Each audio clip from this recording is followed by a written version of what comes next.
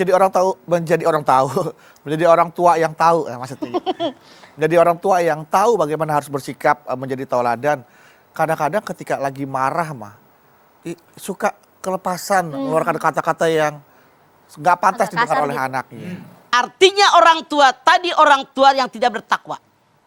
Tanda orang tua yang bertakwa, coba kalian lihat, makanya kita umat Islam, apapun hidup kita termasuk ngurusin anak kembali ke Quran.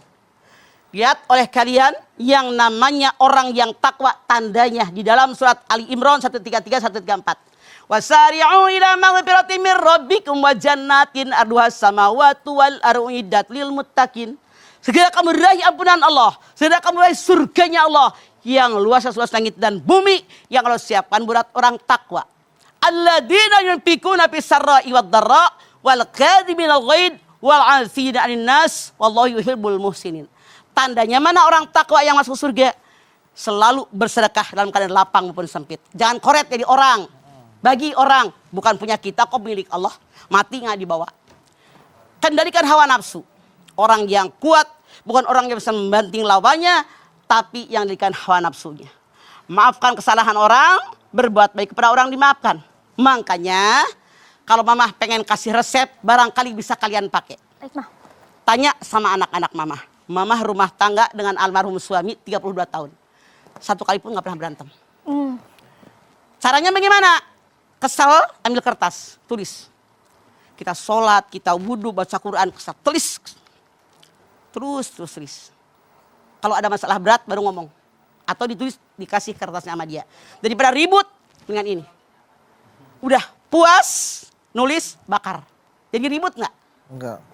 Kesal sama mertua, kesal sama ipar. Jadi mamah marahnya di kertas. Kalau kalian bisa mencontoh, bukan merasa mamah paling benar, artinya clash dengan orang sangat minimal sekali. Karena berusaha melampiaskannya di kertas. Iya. Makanya kalau emak bapaknya berantem, dar depan anak, tuh anak udah tuanya, udah gedenya pasti tukang ribut. Sama siapapun ngajakin ribut.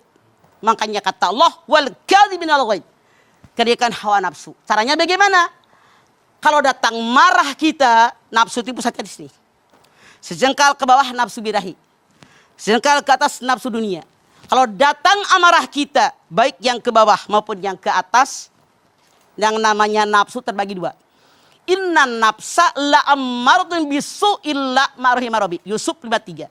Sesungguhnya nafsu selalu mengajak manusia berbuat jahat. Kecuali nafsu yang mendapatkan rahmat dari Allah. Nah, bagaimana yang mendapatkan rahmat dari Allah? Kalau datang nafsu kepada kita, wudhu. Kenapa wudhu?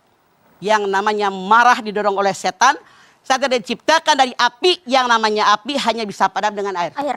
Dua, baca ta'uz.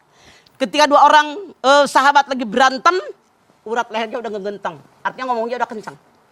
Rasul bilang, saya tahu bagaimana meredam amarah mereka. Sahabat yang lain mengatakan, bagaimana?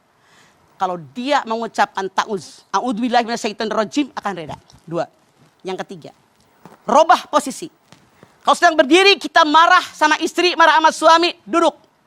Badan kita ketekuk, berkurang. Duduk, berbaring. Kalau berbaring, kita sudah tidak berdaya, nggak bisa ngapa-ngapain. Maka berkurang emosi. Atau kalau sudah wudhu, belum juga selesai, sembahyang sunat mutlak 2 rakaat, 2 kali ruku, ketekuk.